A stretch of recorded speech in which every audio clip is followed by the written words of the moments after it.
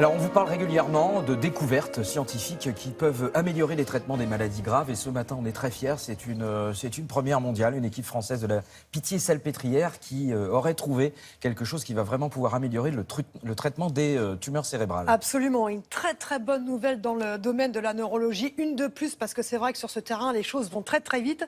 Alors, c'est une équipe française de l'hôpital de la Pitié-Salpêtrière qui est menée par le professeur Alexandre Carpentier. Et cette équipe a trouvé un moyen de faire pénétrer les thérapies plus facilement dans notre cerveau. Et pourquoi c'est une révolution? Parce qu'il faut savoir que ce cerveau, c'est une véritable forteresse. C'est très très difficile de faire rentrer les médicaments. Pourquoi? Parce que les petits capillaires, les petits vaisseaux qui sont dans notre cerveau, il y en a environ 600 km, contrairement aux autres capillaires du corps humain, sont étanches. Ils ne laissent rien passer, ce qui fait que le cerveau est isolé de la circulation sanguine. Alors c'est très bien, parce que ça empêche les toxiques, les agents pathogènes d'aller justement dans ce cerveau. Revers de médaille, le médicament les molécules, passe pas. exactement, les molécules chimiques des médicaments, eh bien, ont beaucoup de mal à pénétrer les zones qu'il faut traiter. Alors justement, d'où l'intérêt extraordinaire de cette nouvelle équipe, de cette solution de cette nouvelle équipe, c'est de rendre, écoutez bien, ces vaisseaux perméables pendant quelques heures, le temps que le médicament arrive jusqu'à la zone à traiter. Explication du professeur Alexandre Carpentier. Le cerveau a une barrière vasculaire particulière, très étanche, pour éviter que les toxines éventuelles que nous avons dans notre sang rentrent dans le cerveau. Donc l'oxygène rentre, le glucose rentre, mais beaucoup de toxines ne rentrent pas exprès. Ça s'appelle la barrière hémato-encéphalique. Les vaisseaux sont très étanches. Le problème lorsque vous avez une maladie cérébrale, c'est que si vous voulez donner des médicaments et que certains passent, mais beaucoup n'arrivent pas à passer, et donc cette situation d'étanchéité du cerveau protecteur se retourne contre vous et vous empêche d'être efficace avec des tas de médicaments.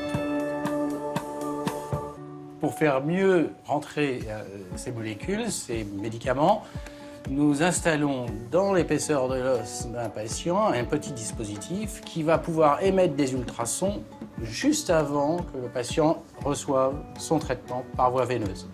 Le dispositif en place, avant chaque traitement, on va émettre pendant 2 minutes des ultrasons dans le cerveau du patient, ce qui va permettre de perméabiliser ces vaisseaux pendant les 6 heures qui vont suivre. Et donc d'avoir une rentrée du médicament jusqu'à 7 fois meilleure que s'il n'y avait pas eu les ultrasons.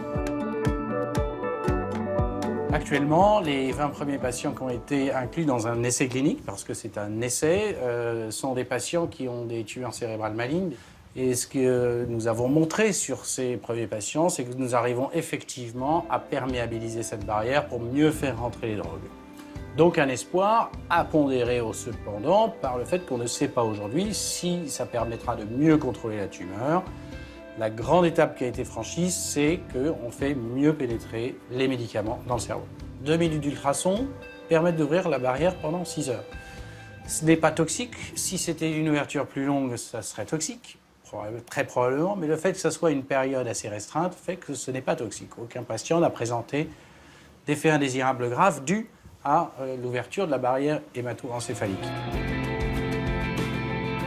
Actuellement, nous travaillons sur les tumeurs cérébrales, mais on ne peut pas éliminer la possibilité que dans le futur, cette technique puisse s'adresser à d'autres pathologies cérébrales dont on voudrait faire rentrer des médicaments, comme par exemple l'Alzheimer ou une autre pathologie. Pour l'instant, on ne sait rien, mais ça fait partie du champ des possibles.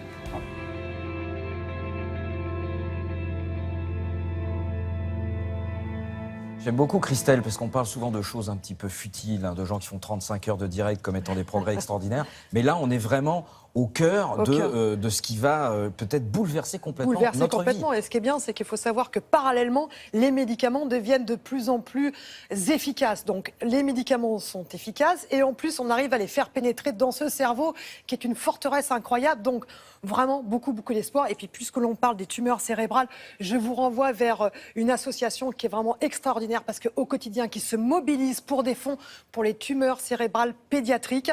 C'est www.oliviaforever.fr. Vous allez sur le site, vous allez voir, il y a plein de choses très intéressantes. C'est très sympa, c'est gai. On vous demande aussi de participer, de vous mobiliser, de faire des dons parce que les chercheurs ont besoin de nous aujourd'hui. Ça avance, on a besoin d'argent. Donc si vous voulez participer à cette mobilisation, faites des dons, allez sur ce site. Olivia Forever. Olivia Forever. Et le site est d'ailleurs sur le site internet si vous voulez. Sur le site de voilà, Télématin, de bien Télématin. entendu.